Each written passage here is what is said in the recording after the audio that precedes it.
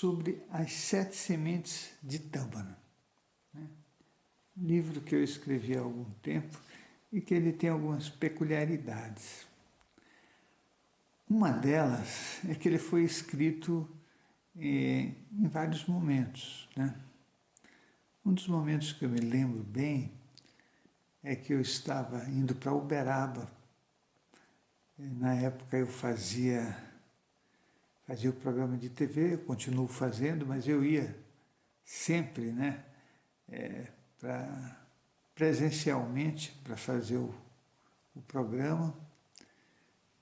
Fazia todas as palestras, fazia todo o trabalho, mas a viagem era uma viagem de ida e volta, né, que dava 1.000 e poucos quilômetros, né? Momento muito feliz que eu tenho que agradecer sempre. Mas nas viagens, devido a minha condição de energia, né, sempre muito animado, e para mim era muito divertido, né? O trabalho para mim é uma coisa divertida. Eu comecei a falar sobre o capítulo que eu vou ler agora, né? Aquilo era uma coisa interessante e para mim continua sendo interessante, eu agradeço muito, que é o fato de eu conseguir observar aquilo que eu estou falando, né? Então isso para mim é maravilhoso, né? Bom, eu vou ler a primeira semente de tâmara. Essa primeira semente de tâmara se passa num cenário onde a gente tem um cego sentado com a mão estendida e se aproxima um homem. E daí se desenrola o que eu vou contar nesse momento. O título da primeira semente de tâmara é A Cegueira. Sentado no chão, com a mão direita aberta, esperando que alguém lhe desse uma ajuda, sentiu uma pessoa se aproximar. Um homem colocou-lhe nas mãos um pão e, segurando na outra mão algum dinheiro, e disse: que Deus lhe ajude a encontrar a luz. E o cego falou: a cor da sua vestimenta é branca e está com sandálias marroquinas, carregando em sua mão esquerda, por ser canhoto, um leque de sândalo. E o homem disse: você não é cego, você é um charlatão, um mentiroso. Devolva o pão e o dinheiro.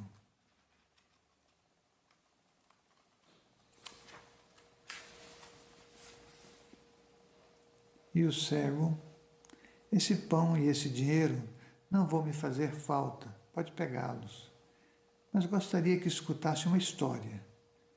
Por que escutaria uma história de um mentiroso? Porque sou cego. Como é cego se acabou de descrever a minha vestimenta com precisão? Sou cego apenas porque não tenho a visão física, mas tenho uma visão que poucas pessoas têm, e é por isso que quero lhe contar uma história.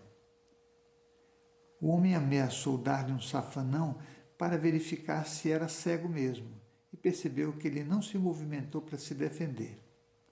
Conferiu então que estava lidando com alguém que realmente falara a verdade. Uma pessoa ao lado balançou a cabeça negativamente ao gesto feito pelo homem, demonstrando e falando uma recriminação.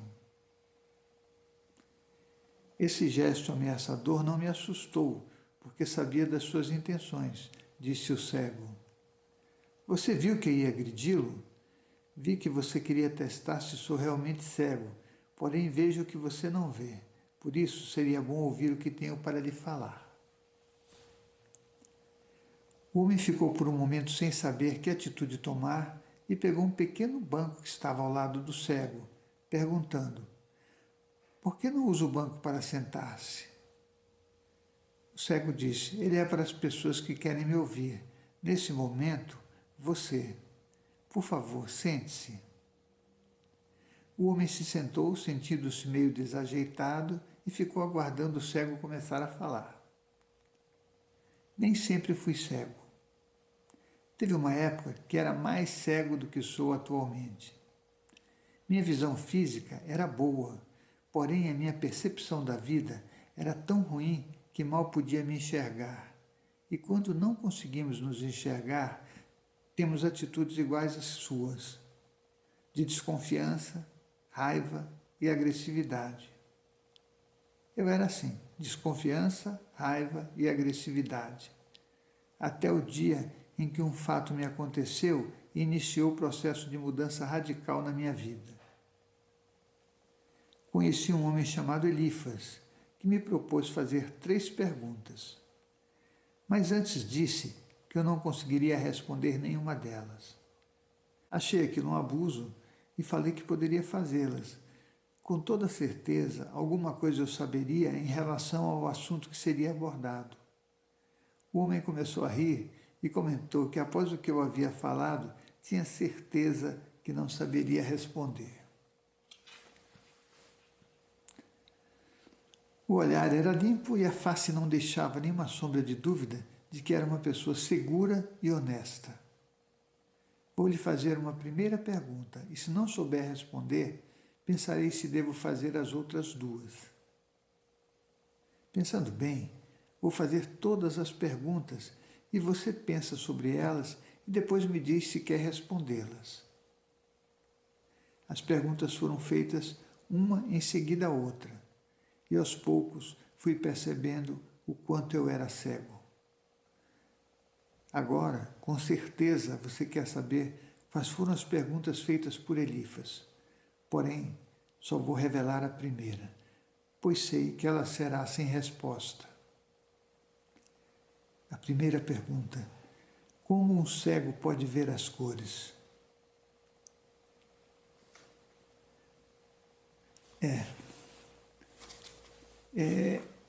Isso é uma coisa muito interessante na nossa vida, né?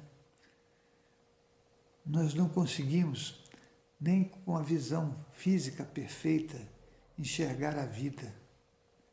Nós não enxergamos a vida, não a entendemos. E a morte física, para nós, para a maioria de nós, mesmo com um treinamento intensivo de acreditar na espiritualidade, é uma incógnita. Enxergar a vida é uma coisa que demanda o caminho e demanda o tempo interno para que a gente possa perceber cada detalhe de nós mesmos. A vida não está fora, ela está dentro da gente. Tudo que a gente pode perceber, todas as relações que a gente pode estabelecer, elas são uma dádiva maravilhosa do universo. E eu penso que é muito importante nós aproveitarmos esse momento.